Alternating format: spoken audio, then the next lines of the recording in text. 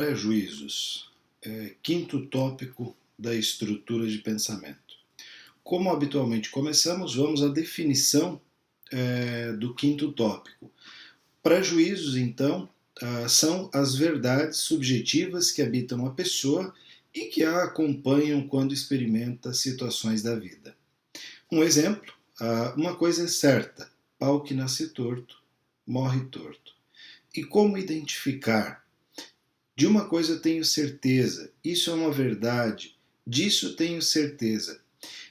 São expressões que aparecem ou podem aparecer ao longo da história de vida do partilhante que digam ou indiquem a presença de uma verdade, né, que habita a pessoa e que a acompanha enquanto experimenta situações de vida. Aqui é importante já destacar que um prejuízo ela é uma verdade anterior à experiência em si. Por isso que já da definição se diz que são verdades que acompanham quando experimenta situações da vida. Porque são verdades que a pessoa estruturou anterior àquela experiência que ela está vivendo. Vejam, olha só, aqui então nós temos definições da filosofia. Temos Gadamer e temos também a definição encontrada no dicionário de filosofia. Preconceito quer dizer um juízo que se forma antes da prova definitiva de todos os momentos determinantes, segundo a coisa. Gadamer, então, já orienta que um pré-juízo, ou um preconceito, como definido por ele, quer dizer um juízo que se forma antes da prova definitiva, ou seja, é um juízo que se forma antes de que de fato exista comprovação de que aquilo é assim. No dicionário, então, a definição diz o seguinte: em geral, entende-se por verdade a qualidade em virtude da qual um procedimento cognoscitivo qualquer torna-se eficaz ou obtém êxito. Então, aqui no dicionário é a definição a partir da verdade. Vamos voltar à filosofia clínica e ver outras duas definições. As verdades que a pessoa tem antes de viver um acontecimento. Por exemplo, quem ama perdoa. Porque antes, novamente, um prejuízo, quem ama perdoa, em muitos casos é verossímil por alguém que já viveu uma experiência dolorosa e teve que perdoar alguém que ama. Então ela diz: eu passei por isso e para mim, quem ama perdoa. Muito bem, isso não é um prejuízo, é muito mais uma experiência de vida. Agora, quando alguém diz isso voltado para todas as experiências e diz: olha, quem ama perdoa. Nestes casos, via historicidade, eu posso entender que ela está dizendo algo que é válido universalmente, de maneira estática, cristalizada e que vale para as experiências em que alguém que ama possa ter feito algo que desaponte, então sugira a necessidade do perdão. Aqui, Mônica Ayub também traz a sua definição. Prejuízos são as verdades subjetivas a priori que interferem em nossas ações. De maneira complementar, ela diz então que o prejuízo é algo que vem conosco e quando nós temos uma experiência, esse prejuízo tende a interferir na maneira como nós conduzimos a experiência em si. Um dos exemplos mais comuns que eu conheço é o exemplo de entrevistas de contratação. Você, por exemplo, começa a entrevistar o João e você vai vendo então, a partir das perguntas, quais são as características, quais são os predicados que o João traz. No entanto, a partir do momento em que você descobre que o João é filho do pior funcionário que você tem na empresa, deste momento em diante você deixa de ouvir o João e o João se torna um funcionário inapto para a vaga. Não pelas experiências e pelos predicados dele, mas pelo sobrenome que ele tem e os prejuízos já gravados pelo sujeito que está conduzindo a entrevista. Isso vale para muitas outras coisas, como pessoas que nunca foram para determinadas cidades, mas que formaram prejuízos delas por verem reportagens na televisão, por ouvirem outras pessoas falarem a respeito do assunto.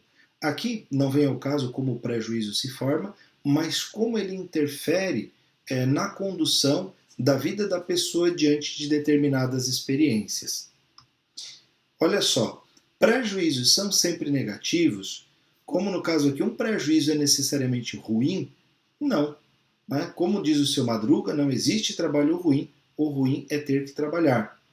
A brincadeira é válida porque muitos prejuízos podem ser não só positivos, como ser a base a partir da qual a pessoa construiu a sua vida. Aqui no Sul, por exemplo, existe um prejuízo que diz o seguinte: Deus ajuda quem cedo madruga. Vejam, um prejuízo bastante simples, mas que de uma maneira geral era utilizado na região pelos antigos, sugerindo que o sucesso vem ao levantar cedo, né, e ir trabalhar. Então é importante ter em conta que, por mais que um prejuízo possa, em algumas situações, a depender da história de vida da pessoa, servir como empecilho, para outras tantas pessoas um prejuízo pode ser algo bastante positivo, e inclusive servir como base para que ela tome boas decisões e encaminhe sua vida de maneira adequada. Os prejuízos são inevitáveis, não são bons nem maus, são orientações. Cada um de nós tem prejuízos e estes prejuízos não podem ser tidos por positivos ou por negativos antes da experiência em si. E também não podem ser tidos como positivos ou negativos sem entender os contextos nos quais eles estão inseridos. E para entender a pessoa, a situação e também, né, o contexto, eu preciso ter a base do trabalho de um filósofo clínico, a historicidade.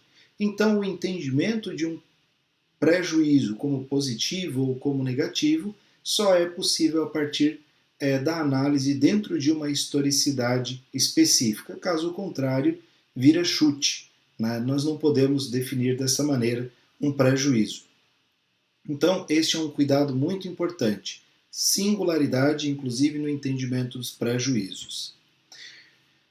Por que geralmente o prejuízo é tido como algo negativo? Usualmente o entendimento da negatividade do prejuízo é por conta de que quem manifesta um prejuízo usualmente se apresenta como uma mente fechada, como alguém que olha para as coisas como se elas fossem assim sempre e de maneira alguma pudessem ser diferentes. Nos momentos de hoje, dentro do contexto atual de vida, falando em 2020, nós vivemos uma situação muito interessante. Algumas pessoas com prejuízos em torno de determinados partidos políticos e outras pessoas com seus prejuízos em relação a outros partidos políticos. As pessoas se agarram a estes juízos anteriores à experiência e ficam cegos para análise e entendimento da situação enquanto tal. Esta é uma das questões que faz com que os prejuízos sejam entendidos de maneira negativa, porque usualmente eles diminuem, reduzem o poder de análise, visto que eles são verdades anteriores à experiência em si. Em casos extremos, a pessoa pode simplesmente não perceber o que está em curso por conta de um prejuízo que ela carrega. Como, por exemplo, em uma empresa onde o empresário, né, o patrão, enfim, como queiram chamar, ajuda os seus empregados em momentos difíceis com cestas básicas, planos de saúde, descansos remunerados além daqueles previstos, participação nos resultados. No entanto, o funcionário carrega consigo um prejuízo bem forte. O patrão está me explorando. Então, quando ele recebe todos estes benefícios da empresa, o raciocínio dele, que se dá com base em prejuízo, diz o seguinte: ele só me dá isso porque ele está ganhando muito mais, então ele me dá como esmola. Porque ele vai ganhar muito mais com isso, porque ele acha que eu vou ficar motivado para trabalhar mais e ele vai me ganhar ainda mais explorando o meu trabalho, explorando a minha pessoa. difícil, né? Aqui vale o mesmo para um casal em que uma das pessoas é ciumenta. Quando a pessoa é ciumenta e o ciúme serve como um prejuízo, no caso aqui, a outra pessoa vai me trair, infelizmente, independente do que o cônjuge, namorado, noivo, enfim, do que a outra pessoa faça no relacionamento, há o entendimento prévio de que existe uma predisponência para a traição. Então, qualquer atividade que ela faça, qualquer atitude que ela tenha, será entendida como a possibilidade de estar traindo. Então, aqui eu digo justamente que o prejuízo, ele é em muitos casos entendido como negativo por conta de nublar a pessoa para aquilo que pode estar acontecendo de fato. No entanto, repito, não necessariamente um prejuízo é negativo ou positivo, nós temos diversos, cada pessoa tem os seus, alguns positivos e outros negativos. O importante é você ver a historicidade da pessoa e entender como esses prejuízos se apresentam dentro de contextos bem específicos. E quando um prejuízo não deixa uma pessoa viver, o que fazer? Aqui a sugestão é, quando um prejuízo ele é impeditivo, eu preciso, entendido este como um assunto último, como algo a ser trabalhado, eu preciso quebrar este prejuízo. E como é que se quebra prejuízo? Como é que funciona isso? Aqui são aulas mais avançadas, onde eu explico nos submodos, né, que são as ferramentas da filosofia clínica, como é que eu faço didaticamente para quebrar um prejuízo e fazer com que a pessoa perceba que nem todas as situações são daquele jeito, ou seja, que ela comece a fazer uma análise da situação e não tenha um olhar a priorístico, né, com juízo a priori. Mas, de maneira bem básica, bem simples, como é que eu quebro um prejuízo? Eu vou à historicidade da pessoa, eu percebo como os prejuízos se formaram, e então, a partir da maneira como eles se formam, eu entendo como é que eu posso quebrar este prejuízo. Imaginemos, aqui apenas como sugestão, uma menina que ouvia muito da mãe: homens não prestam, homens não prestam. No entanto, como a lógica da vida para ela não foge à regra de muitas outras meninas, ela acabou conhecendo um menino, se apaixonando por ele e agora está em vias de se casar. E esta menina, apaixonada, casamento marcado, procura um terapeuta. Qual seria a razão disso? A razão é simples. Ela pode dizer o seguinte: como que eu vou me casar com alguém que não presta? O terapeuta talvez no primeiro momento fique um tanto assustado com essa afirmativa, no entanto, ao pesquisar a historicidade, ele entende, muito bem, a mãe dela formou um prejuízo na cabeça da menina. E agora, como fazer? Muito bem, talvez este prejuízo esteja ligado lá, literalmente, à mãe. A mãe formou este prejuízo. Talvez possa ser sugerida à menina ir conversar com a mãe qual é a avaliação que a mãe tem a respeito do rapaz com quem ela estabeleceu relacionamento. E em alguns casos, obviamente aqui verificado via a historicidade, a própria mãe diga: meu Deus, minha filha, esse homem é maravilhoso, é o homem da tua vida, casa com ele. Nem todos os homens são assim. A mãe teve essa experiência e a mãe afirmava isso com base na experiência da mãe.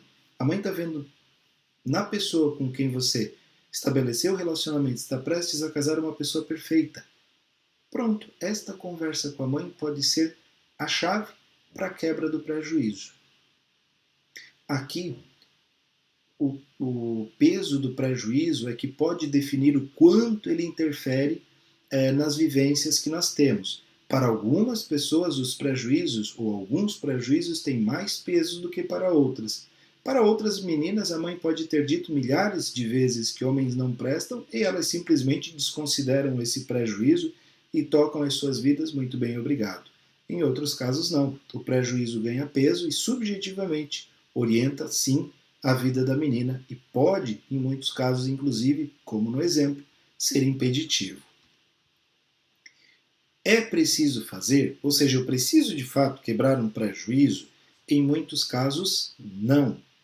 Nem todo prejuízo que amarra, nem todo prejuízo que causa dificuldades na história de vida da pessoa precisa ser quebrado. Em alguns casos, a quebra do pré-juízo pode causar comportamentos aleatórios, perda de referência, inclusive pode fazer com que a pessoa se sinta liberta de algo que era básico, como os seus valores, por exemplo. Um dos exemplos que eu carrego e cito em muitas aulas é o exemplo que eu vi em uma reportagem de um famoso cirurgião plástico. Havia uma menina que queria fazer uma cirurgia plástica bastante intensa, invasiva e ampla, que mudaria praticamente toda a configuração do rosto da menina. Ele olhou para a fotografia que a menina trouxe e a menina dizia: eu quero ficar igual esta mulher aqui. Porque esta mulher, com esta beleza, deve ser feliz. O cirurgião plástico comenta, depois de contar toda a história da menina, que eles deviam ter uma avaliação de o quanto e para quem é possível fazer cirurgias, sob pena de uma avaliação restritiva, por conta de pessoas que podem vir a se desestruturar a partir de uma cirurgia plástica, perder as próprias referências, que foi o que aconteceu à moça. Uma moça noiva, uma moça que trabalhava, uma moça que tinha uma família bem estruturada, a partir da cirurgia plástica caiu no mundo das drogas, foi para a prostituição, perdeu totalmente as referências e acabou falecendo por conta do excesso de uso de drogas. Ou seja, todos os prejuízos que ela tinha a respeito da felicidade fizeram justamente com que ela fosse na direção oposta disso e, inclusive, morresse por conta dessa questão.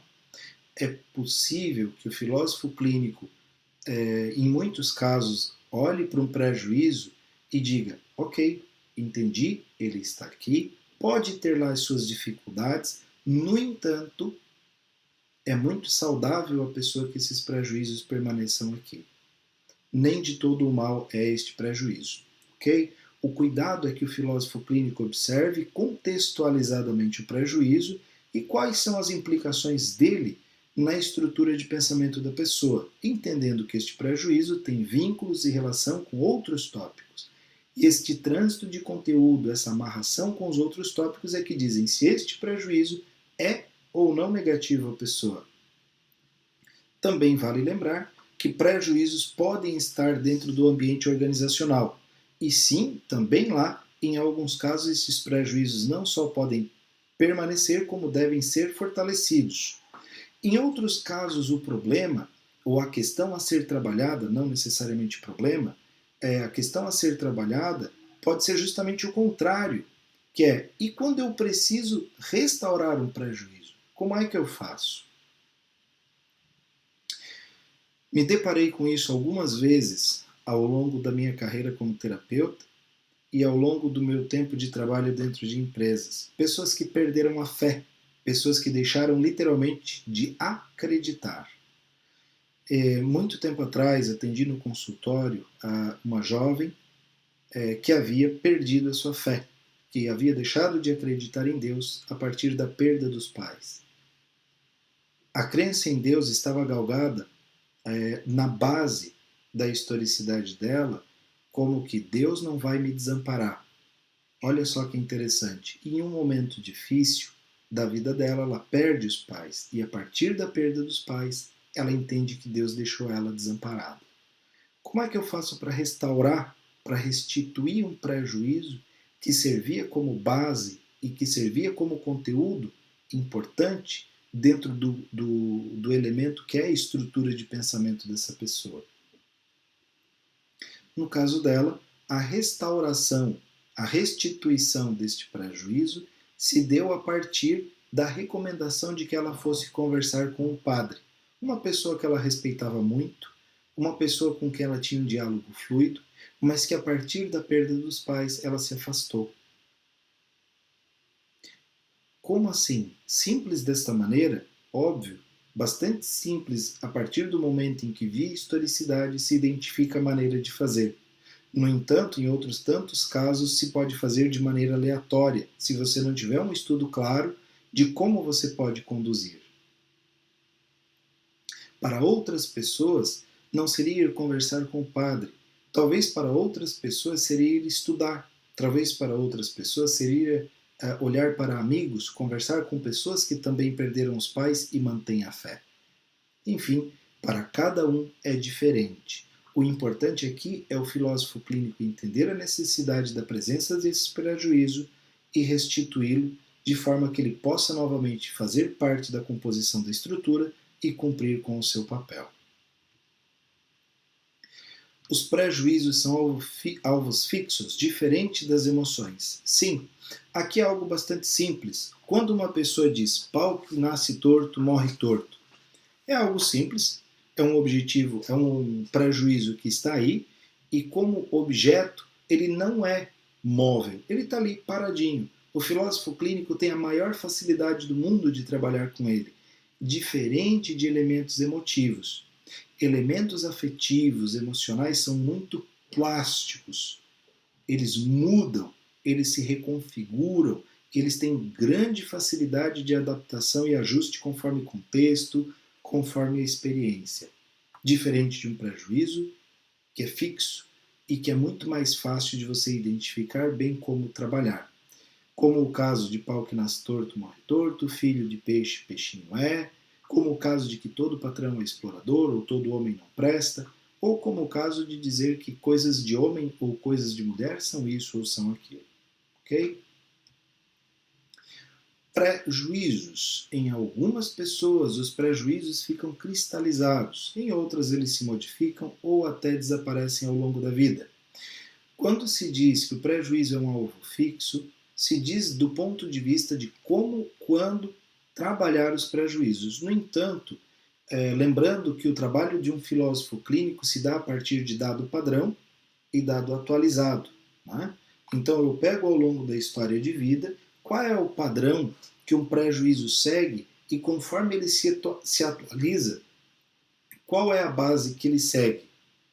Se um prejuízo ele se atualiza, para algumas pessoas eles podem se modificar, se ajustar e se organizar conforme o momento da vida da pessoa. Em outros casos, inclusive, ir se definhando e desaparecer. No entanto, em outros casos, eles ficam bem claros, cristalizados, imóveis e presentes ao longo de toda a história de vida da pessoa.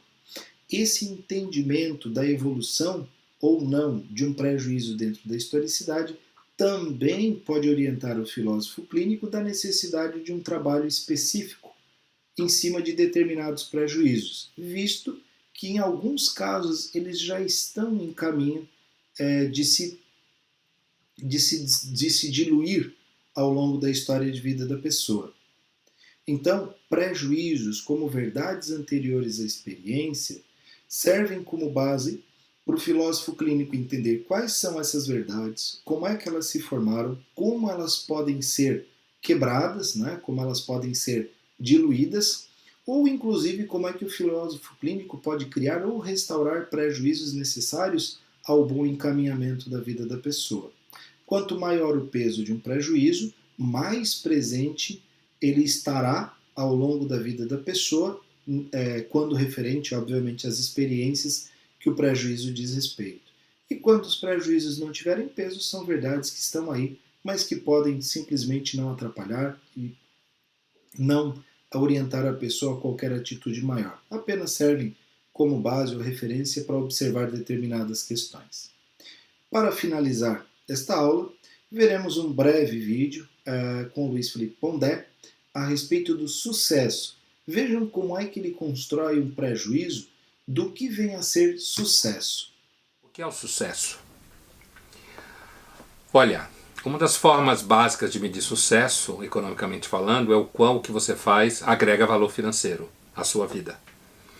É claro que essa é um entendimento de sucesso que muita gente vai considerar aquém da experiência enquanto tal de sucesso na vida.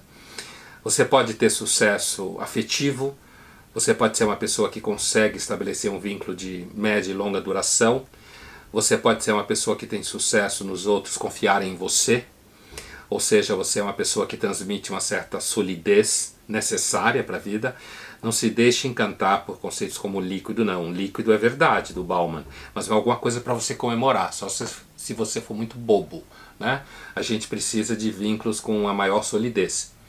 Agora eu acho, pessoalmente, eu tenho um entendimento de sucesso muito associado não só o sucesso econômico-financeiro, porque o sucesso econômico-financeiro é bastante importante, porque ele abre portas para você ter uma série de experiências na vida. Por exemplo, ser possível realizar sonhos de conhecer coisas, de dar coisas a pessoas que você gosta, de se sentir tranquilo com relação ao envelhecimento, de, por exemplo, garantir alguma situação de um filho seu que não tem dinheiro ainda para fazê-lo. Então não despache o sucesso financeiro como alguma coisa pouco importante não, senão você é um mentiroso. Agora, eu acho que existe uma outra forma de sucesso ligado à profissão, além do dinheiro, que é a experiência de significado, né?